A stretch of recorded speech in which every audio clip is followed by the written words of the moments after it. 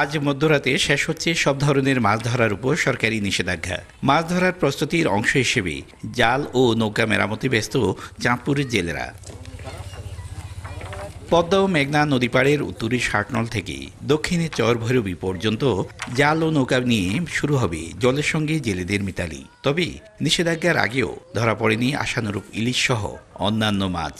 এতে শঙ্কায় জেলেরা, তবুও আশা ছাড়েননি তারা। অভিযানের পরে যদি নদীতে যাই তাহলে আমরা ফ্যামিলি নিয়ে ভালো থাকবো।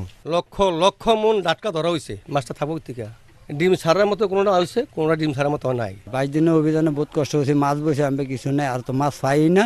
ওখানে আল্লাহ যদি বাসায় অভিযান গেলে নামবো। এদিকে অন্য বছরের চেয়ে এবারের কর্মসূচি সফল হয়েছে জেলা প্রশাসনের। আর ডিম ছাড়ার পর জাটকা সংরক্ষণ করতে পারলে এর সুফল মিলবে বলছেন ইলিশ গবেষক। এবারে ডিম ছাড়ার হার যেটা দাঁড়াতে যাচ্ছে তাতে পরবর্তী চ্যালেঞ্জ অর্থাৎ পোনা ঠিকমতো জাটকা ঠিকমতো ঠেকাতে পারলে ইলিশের কাঙ্ক্ষিত উৎপাদন বজায় থাকবে। 350-এর উপরে আমরা অভিযান করেছি, 41টা মোবাইল কোড করেছি। আমাদের সবার ঐক্যবদ্ধ প্রচেষ্টাই আসলে এই মা ইলিশ রক্ষা অভিযানটা সফল হয়েছে। চাঁদপুরের পদ্মা ও মেঘনায় মাছ ধরে জীবিকা নির্বাহ করেন প্রায় 1.5 লাখ জেলে। ফারুক আহমদ, সময় সংবাদ, চাঁদপুর।